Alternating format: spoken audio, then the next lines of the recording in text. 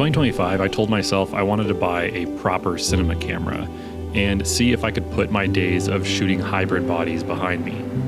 Up until this point, the only camera I've owned personally that wasn't a hybrid photo-video camera was my original Blackmagic Pocket. Before then, only my old camcorders would fit the description of a video-only tool.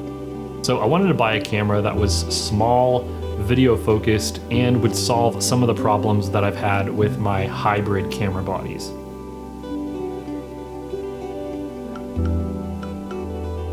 As most of you know, I create my videos with a mixture of an S5 IIX and a GH5, and sometimes my little Osmo cameras. But I wanted a cinema camera that could easily fit into my current family of gear. Enter the Lumix BGH1.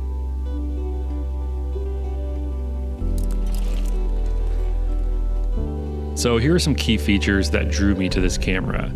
Dual native ISO of 400 and 2000 in Vlog-L, an OLPF that will help reduce moire and aliasing, an 11.9 millisecond readout sensor, which will reduce rolling shutter, 4K 60p, open gate, and all the flavors that you would expect from a Lumix camera, internally and of course externally via HDMI.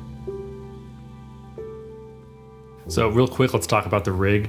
The whole idea behind this BGH1 rig was I wanted to keep it very, very small. So a cinema camera and a small setup. But to begin, I'm powering it off of one of the proprietary batteries. These are the same ones that I believe the EVA 1 uses.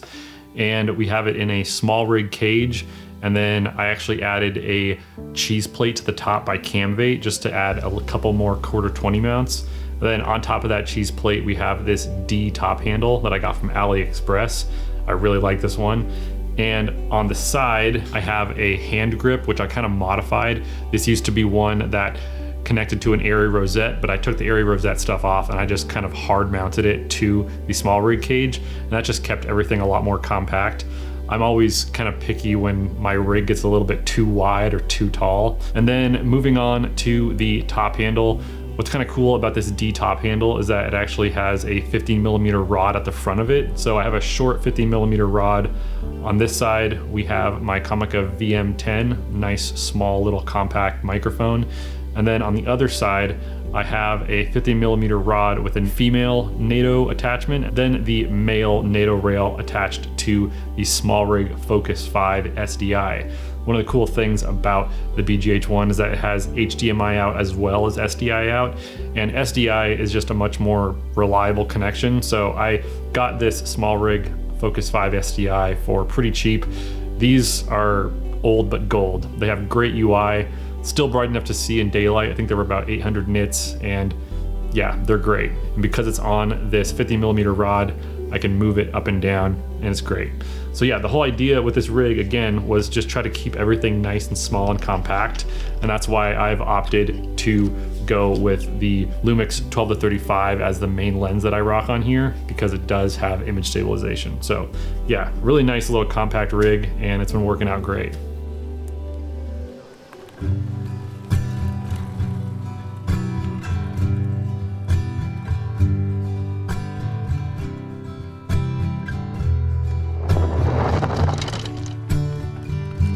This camera was released in 2020 and even got a Netflix stamp of approval.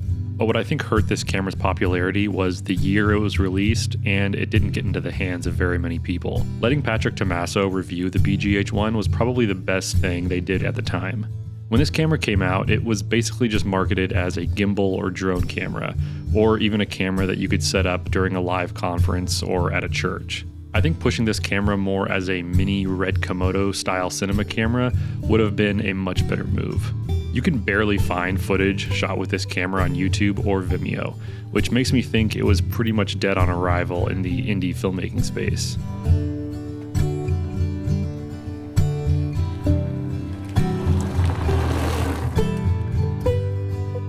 Something I failed to realize at first was that this was the same 10 megapixel GH5S sensor, and that meant it actually had a slightly larger field of view than the traditional 2x crop of cameras like the GH5. So just for example, this is the BGH1 at 14mm, and this is what the 14mm looks like on the Lumix GH5.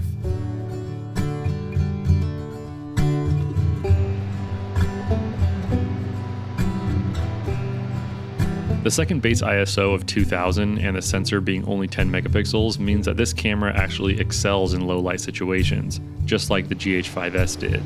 Very cool for a micro four thirds sensor, and not having a crop when shooting 60p, low light slow motion is actually a little bit better at times than my S5 IIX.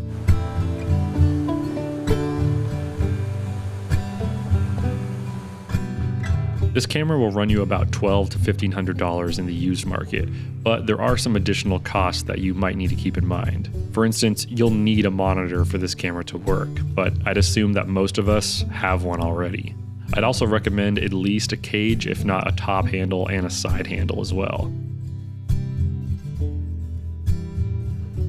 This camera produces a great image with amazing dynamic range, but there are some things you'll be missing if you do end up shooting with one. The first is no internal stabilization.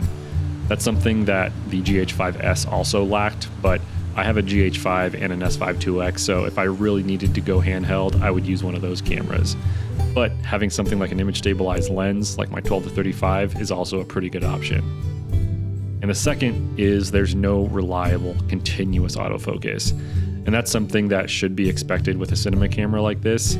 The autofocus can work in a pinch, but it's definitely not something that I would rely on for professional work.